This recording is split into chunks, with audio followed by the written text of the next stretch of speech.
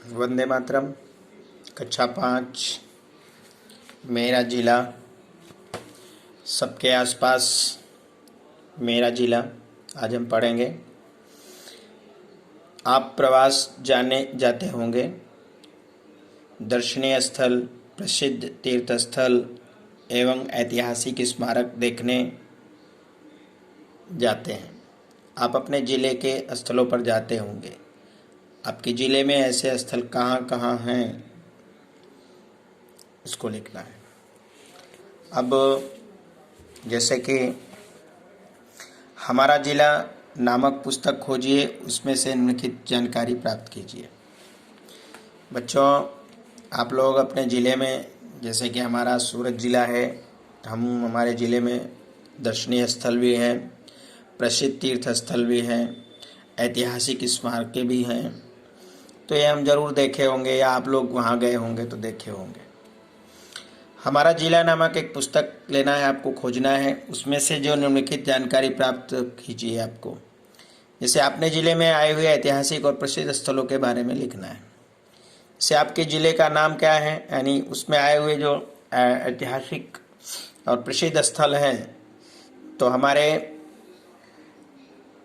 ज़िले में सबसे पहले है लाल भाई स्टेडियम। ये क्रिकेट मगदल्ला रोड सूरत यानी डुमस रोड पे आया हुआ है। यहाँ पे क्रिकेट खेला जाता है। गुरुकुल है, इस सूरत में है। यहाँ पर पुरानी पद्धति यानी आश्रम है, पुराने वैदिक रीति से हमारे यहाँ पर जो भी चीज़ें होती हैं वहाँ पर देखने को मिलती है। आश्रम है, योगाभ्यास है, गुरुकुल में कैसे पढ़ते हैं, कैसे आचार्य लोग रहते हैं, वहाँ की चीज़ें वस्तुएं कैसे हैं, उसके बारे में जानकारी मिलती है। फिर साइंस सिटी है सूरत में, विज्ञान और से संबंधित। 3 पत्ते वाला पेड़ जो अश्विनी कुमार के पास है, कर्ण की समाधि स्थल है। इसका विशेषता है कि 3 पत्ते वाली है। अंबिका निकेतन है, जो माता जी हैं वो यानी अम्बा जी, 8वां लाइन से होते हुए पिपलौद के पास माता दुर्गा जी की तापी नदी के किनारे पर बसा हुआ स्थान है, माँ अम्बे का है। अपने जिले के प्रसिद्ध तीर्थ स्थल के बारे में लिखिए। जैसे कि हमारे नाम लिखना है, कहाँ है, फिर विशेषताएं। तो नाम है अम्बाजी, पिपलौद में है, और विशेषताएं दुर्गा जी का भव्य मंदिर है। फिर आसपास दादा का मंदिर, यानी जो हमारे आसपास में मंदिर है आस्तिक मुनि महाराज का, आस्तिक मुनि का मंदिर गुड़ादरा में ही स्थित है। जब राजा परीक्षित ने, यानी जब कलयुग का आरंभ हुआ तो राजा परीक्षित के राज्य में कलयुग आया, तो उसने राजा परीक्षित से रहने की स्थान मांगा। तो राजा परीक्षित ने कहा अभी मैं यहाँ हूँ तो तब तक तुम्हारी कोई आवश्यकता नहीं है, अभी आप बाहर जाओ। लेकिन उसने पर कहा महाराज कलयुग का प्रथम चरण आ गया है, तो आप हमें कहीं ना कहीं 3 या 4 ऐसी चीज़ों पर रहने का स्थान बताएं। जिनमें से 3-4 चीज़ों का बताया, उनमें से एक था सोना। उन्होंने कहा कि आप सोने पे रहिए। दूसरा बताया कि जहाँ मांस मदिरा होती है, वैश्यालय, वृत्यालय, जहाँ पे दारू शराब लोग पीते, वहाँ रहिए। इस तरह से 4-5 चीज़ों पे उन्होंने बताया। तो जिसमें से सोने पर भी बताया। अब सोने पर क्या हुआ कि जैसे ही सोने का बोला तो उनके पास मुकुट था, और मुकुट जैसे ही उनके सिर पर गया तो कलयुग उनके सिर पर सवार हो गया। अब कलयुग सवार हो गया तो राजा को जो है ऋषि महाराज तपस्या करते दिखे, तो वो मरा सांप जाकर उस पर डाल दिया। तो ऐसा ही एक प्रसिद्ध स्थान है आस्तिक मुनि बाबा का आसपास। तो ये हमारे ज़िले का है। अब ऐसा ऐतिहासिक स्थल कौन सा है जहाँ सबसे अधिक पर्यटक आते हैं? तो मेरे यहाँ पे जैसे गुरुकुल है, अम्बाजी है, ठीक है, और आस्तिक बाबा का मंदिर ये आसपास में वहाँ पर। नंबर 2, ये ऐतिहासिक स्थल किस लिए प्रसिद्ध है? तो वहाँ पर भारतीय संस्कृति, रीति रिवाज, गुरुकुल में कैसे शिक्षा दी जाती है, ये है। जैसे कि गुरुकुल की बात कर रहे हैं हम, तो गुरुकुल में वहाँ भारतीय रीति रिवाज के हिसाब से कैसे शिक्षा दी जाती है, बच्चों को कैसे पढ़ाया जाता है, समाज में कैसा क्या होता है, सारी चीज़ों को व्यवस्थित ढंग से वहाँ पे किया जाता है।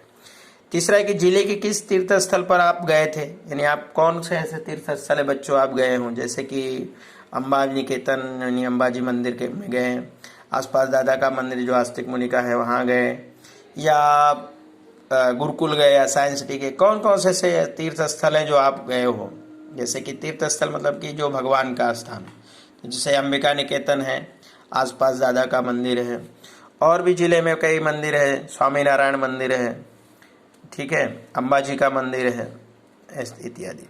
क्वेश्चन 4 कि आपके जिले के किस तीर्थ स्थल पर मेला लगता है, तो आपके किस तीर्थ स्थल पर, जैसे हमारे आसपास दादा का मंदिर पे मेला लगता है, 8वां गेट पर दीपावली के समय मेला लगता है।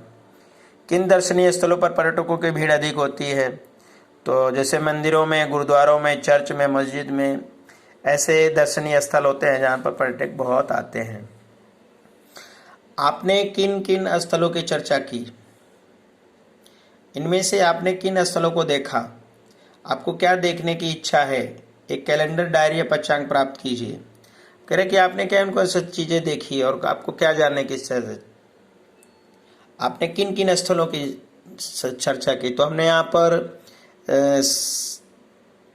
धार्मिक स्थल, ऐतिहासिक स्थल, तीर्थ स्थल, इस तरह के सही स्थलों की चर्चा की। इनमें से आपने किन स्थलों का देखा है, तो बच्चों आपने कौन कौन ऐसे स्थल हैं, जैसे कि मंदिर वाले, फिर ऐतिहासिक चीज़ों वाले,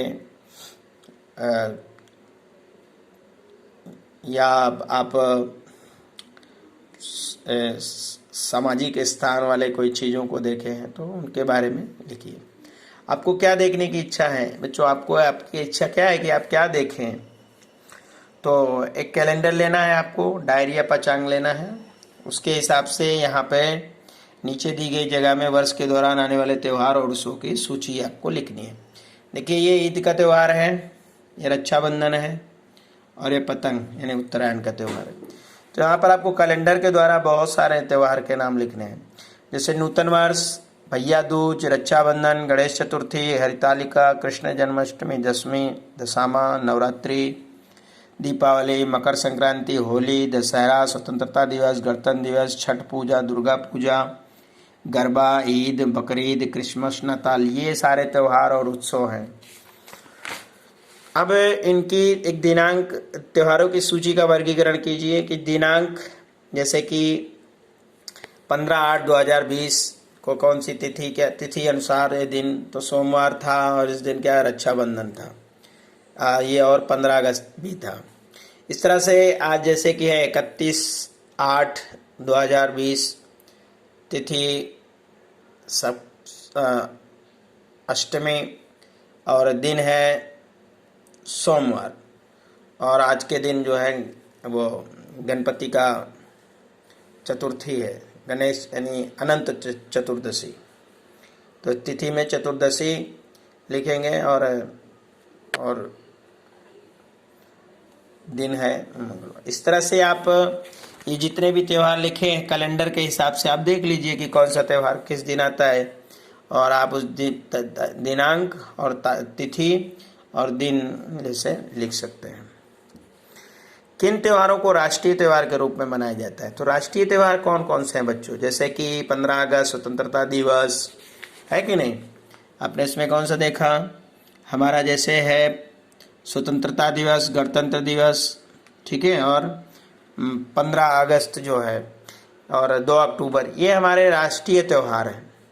राष्ट्रीय त्यौहार क्यों मनाए जाते हैं, तो राष्ट्रीय त्यौहार हमारे देश की, जैसे कि हमारा देश 15 अगस्त 1947 को आज़ाद हुआ, फिर हमारे देश का संविधान 26 जनवरी 1950 को लागू हुआ। तो हमारे देश की जो स्वतंत्रता दिवस है उसको हम याद रखें, हमारे देश का संविधान कब लागू हुआ उसे हम अच्छे से याद रखें, इसके लिए हम राष्ट्रीय त्यौहार मनाते हैं, ताकि हम अपने देश के प्रति समर्पण की भावना रख सकें, और हमें पता चले कि हमारे देश में कौन सी घटना किस महत्वपूर्ण तिथि को हुई थी। किन किन त्योहारों को सभी लोग मिलकर मनाते हैं, तो जितने भी त्यौहार है, चाहे सामाजिक यानी जो राष्ट्रीय त्यौहार है, ठीक है ना, इन सभी त्यौहार इन त्योहारों को लोग साथ मिलकर मनाते हैं, चाहे वो हिंदू हो, मुस्लिम हो, सिख, ईसाई हो, सभी लोग राष्ट्रीय त्यौहार को एक साथ मिलकर मनाते हैं। कौन से त्यौहार व्यवसाय के साथ संलग्न है? अब व्यवसाय के साथ जैसे कि आप मान लीजिए आपके रक्षाबंधन है, गणेश चतुर्थी है, हरतालिका है, कृष्ण जन्माष्टमी है, नवरात्रि है, मकर संक्रांति है, होली है, दशहरा है, और दुर्गा पूजा है, छठ पूजा है, और ईद है, गरबा है, बकरीद।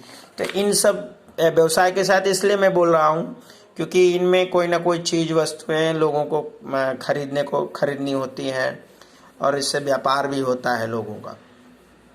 तो इसलिए हम इसे हमने व्यवसाय के तौर पर कहा है। प्रत्येक त्यौहार एक दूसरे से किस प्रकार भिन्न होते हैं? तो सब अब जो त्यौहार हैं उनमें सब एक दूसरे से अलग अलग होते हैं। किसी में मतलब सभी त्यौहार, हिंदू के त्यौहार हों, मुसलमान के त्यौहार हैं, सब एक दूसरे से अलग अलग होते हैं, सबकी रूपरेखा अलग अलग होती है। तो हम कह सकते हैं कि त्यौहार एक दूसरे से भिन्न होते हैं, अलग होते हैं।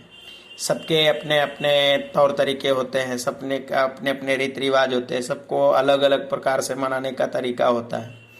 लेकिन कहीं ना कहीं ये जो त्यौहार हैं हमारे भारतीय संस्कृति को और हमें एक दूसरे से मिलाने का एक जरिया होते हैं।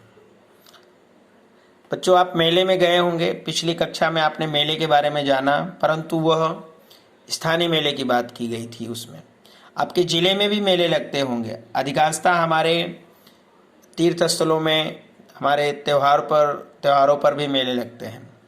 हमारा जिला नामक पुस्तक में से जिले में कहाँ कहाँ मेले लगते हैं उन्हें नोट कर दिए। बच्चों, जैसे मेले का स्थान, फिर मेला किस त्यौहार पर लगता है, मेला किस तीर्थ स्थल पर लगता है, हाँ या ना, मेला किस अंग्रेजी महीने में आता है। तो जैसे हमारा सूरत जिला है, हमारे सूरत जिले में 8वां गेट पे दिवाली के समय में एक मेला लगता है। और यहाँ पर तीर्थ स्थल नहीं, ये तीर्थ स्थल नहीं है, ये तो एक मैदान है। फिर मेला किस अंग्रेजी महीने में आता है? तो नवंबर में आता है। फिर दूसरा है मेले का स्थान है आसपास दादा का आसपास मेला, ये दीपावली के समय ही मनाया जाता है और ये स्थान है देव तीर्थ स्थल है, आस्तिक मुनि बाबा का और भोलेनाथ का मंदिर भी है। मेला किस अंग्रेजी महीने में? ये भी नवंबर में मनाया जाता है। तो इस तरह से ये है। अब बाकी का जो हम वीडियो बाद में देखेंगे। जय हिंद, वंदे मातरम।